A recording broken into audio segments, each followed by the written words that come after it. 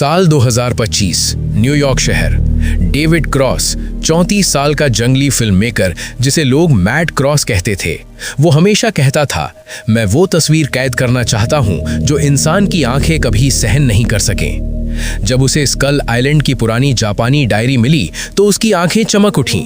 उसने फौरन फैसला कर लिया, हम वहां जाएंगे। उसकी टीम थी कायरा ब्लैक, 28 साल की, सुनहरे बालों वाली, हॉलीवुड की सबसे हिम्मत वाली अभिनेत्री। वो डर को चेहरे पर आने नहीं देती थी।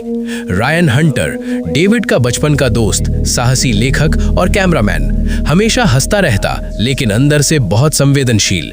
डॉक्टर एलेक्स रीड, प्रतिभाशाली जीवाश्म वैज्ञानिक जो मानता था कि कुछ प्राचीन प्रजातियां अभी भी जिंदा हैं।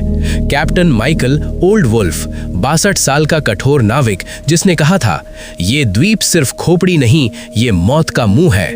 उनकी बड़ी नाव वेंचर 2 18 दिनों की खतरनाक यात्रा के बाद घने कोहरे में घुस गई। कोहरा इतना घना था कि कुछ भी दिखाई नहीं दे रहा था। अचानक कोहरा छटा और सामने दिखा स्कल आइलैंड। द्वीप सच में एक विशाल मानव खोपड़ी की शक्ल में था। दोनों तरफ दो बड़ी चट्टानें आंखों जैसी और बीच में गहरी घाटी मुंह जैसी। रात हो चुकी थी। दूर से आदिवासियों के ड्रम की आवाज आ रही थी, धड़कन की तरह। टीम जैसे ही किनारे पर उतरी, आदिवासी निकल आए। उनके चेहरे सफेद पेंट से सने, आंखें लाल। उन्होंने कायरा को देखते ही चिल्लाना शुरू कर दिया, सुनहरी देवी, कांग की रानी, बलिदान का समय आ गया। कायरा कुछ समझ पाती उससे पहले उन्होंने उसे पकड़ लिया और एक ऊंचे बलिदान पत्थर पर लोहे की जंजीरों से कसकर बांध दिया। तभी जमीन जोर से हिली, पेड़ हिलने लगे, पक्षी चीखते हुए उड़ गए और फिर आई वो भयानक गर्जना। जंगल के ऊपर से एक विशाल साया उभरा, किंग कॉन्ग, 60 फीट से भी ऊंचा, काला मांसल शरीर, पुराने घावों से भरा। उसकी आंखें आग की तरह जल रही थीं। वो सीधा बलिदान पत्थर की तरफ बढ़ा, अपनी विशाल हथेली से कायरा को उठाया और बिना पीछे मुड़े जंगल की सबसे गहरी अंधेरी घाटी में चला गया। डेविड चीखा, कायरा, रायन, डॉक्टर एलेक्स, हथियार निकालो, हम उसके पीछे जा रहे हैं। जंगल नर्क था, हर कदम पर मौत तैयार बैठी थी। पहला हमला मदर लॉन्ग लेग्स का हुआ। 40 फीट ऊंची विशाल मकड़ी, उसकी टांगे चाकू जैसी तेज थीं। उसने क्रू मेंबर को पकड़कर ऊपर उठाया और 2 हिस्सों में चीर डाला। खून की बारिश हुई। फिर निकले स्कल क्रॉलर्स, बिना चमड़ी वाले, खोपड़ी जैसे सफेद सिर वाले 2 पैरों वाले राक्षस। वे जमीन के नीचे से अचानक निकलकर झपट्टा मारते और इंसानों को चीर फाड़ देते। मायर स्क्विड ने दलदल से हमला किया। उसके लंबे चिपचिपे टेंटिकल्स ने 3 लोगों को एक साथ पानी में घसीट लिया और उनकी हड्डियों चटकने की आवाज पूरे जंगल में गूंजी। साइको वल्चर्स, जहरीले बड़े गिद्ध, हवा से हमला करते और नुकीले चोंच से आंखें निकाल लेते। सायरन जॉ, विशाल मगरमच्छ जैसा जानवर, अपनी सम्मोहक आवाज से लोगों को बुलाता और एक ही काट में निगल जाता।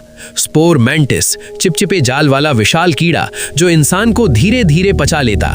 Giant skull island tiger, 20 feet लंबा बाघ जिसके दांत तलवार जैसे थे। उसने रायन पर हमला किया लेकिन डेविड ने आखिरी पल में गोली मार दी। कायरा तब कॉन्ग के साथ थी।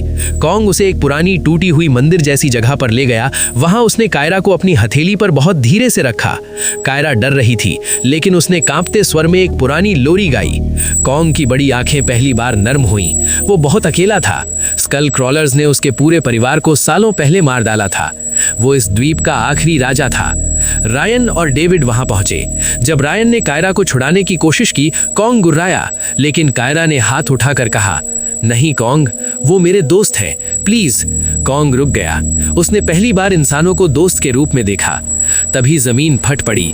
क्वीन स्कल क्रॉलर ने की 100 फीट लंबी, आग उगलती, सबसे खूंखार राक्षसी। उसकी पूंछ से पूरा जंगल हिल रहा था। कॉन्ग और क्वीन के बीच महायुद्ध शुरू हुआ। दोनों की लड़ाई में पेड़ उखड़ गए, चट्टानें टूट गईं, आग लग गई। क्वीन ने कॉन्ग के सीने पर गहरे घाव कर दिए। कॉन्ग ने क्वीन को कई बार पटका। आखिरकार उसने क्वीन को एक विशाल चट्टान पर पटक कर अपनी ताकतवर मुट्ठी से उसकी खोपड़ी को कुचल दिया। खून की नदी बहने लगी। डेविड ने मौका देखा। उसने ट्रैंक्विलाइजर डार्ट गन से कॉन्ग को नींद की गोली मार दी। कॉन्ग गिर पड़ा। टीम ने उसे किसी तरह नाव पर लादा और न्यूयॉर्क वापस चले गए। न्यूयॉर्क, 3 हफ्ते बाद। ब्रॉडवे पर एक विशाल स्टेज बनाया गया। कॉन्ग को मोटी लोहे की चेनों से बांध कर रखा गया। हजारों लोग टिकट खरीद कर देखने आए। लाइटें चमक रही थीं, कैमरे घूम रहे थे। कॉन्ग जाग उठा। उसने चारों तरफ भीड़ देखी, चमकती इमारतें देखी। उसकी आंखों में गुस्सा, भय और दर्द भर गया। उसने चेनें तोड़ी, लोहा टूट गया। कॉन्ग ने ब्रॉडवे पर तबाही मचानी शुरू कर दी। कारें उड़ाईं, बसें कुचलीं, पुल हिल गए, लोग चीखते हुए भागे। वो एम्पायर स्टेट बिल्डिंग की सबसे ऊंची मंजिल तक चढ़ गया। वहां कायरा खड़ी थी, आंसू बहा रही थी। उसने हाथ फैलाए और रोते हुए कहा, कॉन्ग प्लीज, मैं यहां हूं, शांत हो जा प्लीज। कॉन्ग ने उसे अपनी विशाल हथेली पर उठा लिया। उसकी आंखों में प्यार था, अकेलापन था और ये भी कि अब बचना मुश्किल है। फाइटर जेट्स आए, मिसाइलें दागी गईं, गोलियां कॉन्ग के शरीर में लगीं, खून बहने लगा। कायरा चीखी, नहीं मत मारो उसे, वो मुझे चोट नहीं पहुंचाएगा। लेकिन गोलियां रुकी नहीं। कॉन्ग धीरे धीरे झुका। उसने कायरा को बहुत प्यार से, बहुत धीरे से नीचे रखा, जैसे कोई माँ अपने बच्चे को सुला रही हो। फिर उसका विशाल शरीर एम्पायर स्टेट बिल्डिंग से नीचे गिर पड़ा। पूरा शहर हिल गया। डेविड खून और आंसू से सना धीरे से बोला, हवाई जहाजों ने नहीं मारा उसे, सुंदरता ने मारा, एक जानवर को इंसानियत ने मारा। कायरा कॉन्ग के विशाल सिर के पास बैठी। उसने कॉन्ग के माथे को छुआ और फुसफुसाई, तुम अकेले नहीं थे, अब भी नहीं हो। Twist ending. 3 दिन बाद जब कॉन्ग का शव वैज्ञानिक परीक्षण के लिए ले जाया जा रहा था, डॉक्टर एलेक्स ने अचानक चिल्लाया, रुको, सब रुको। उसने कॉन्ग के सीने पर हल्का सा मूवमेंट देखा था। टीम ने जल्दी से स्कैन किया। कायरा पास आई। डॉक्टर एलेक्स ने कांपते हाथों से कॉन्ग के सीने से एक छोटा गर्म धड़कता हुआ अंडा निकाला, जो कॉन्ग के शरीर के अंदर छिपा हुआ था। अंडा धीरे धीरे फूटा। एक छोटा सा गुरिल्ला बच्चा निकला, सिर्फ 3 फीट ऊंचा, काला, बड़ी बड़ी आंखें, ठीक कॉन्ग जैसी। उसने कायरा को देखा और बहुत छोटी सी गर्जना की। कायरा के आंसू बहने लगे। उसने बच्चे को गोद में उठा लिया। बच्चा तुरंत उसके गले से लिपट गया, जैसे उसे अपनी मां मिल गई हो। डेविड, रायन और डॉक्टर एलेक्स चुपचाप देखते रह गए।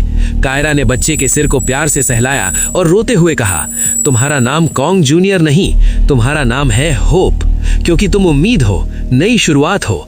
डेविड ने कैमरा उठाया। उसकी आंखें नम थीं। उसने धीरे से कहा, मैंने सोचा था हम दुनिया को एक तस्वीर दिखाएंगे जो कभी किसी ने नहीं देखी, लेकिन असली तस्वीर तो ये है, एक जानवर जिसने इंसान से प्यार सीखा और एक इंसान ने उस जानवर को परिवार दिया। आखिरी सीन। स्कल आइलैंड का राजा कभी पूरी तरह नहीं मरता, क्योंकि वो अब इंसानों के दिलों में जीता है और शायद एक दिन वो वापस आएगा, लेकिन इस बार वो दोस्त बनकर आएगा।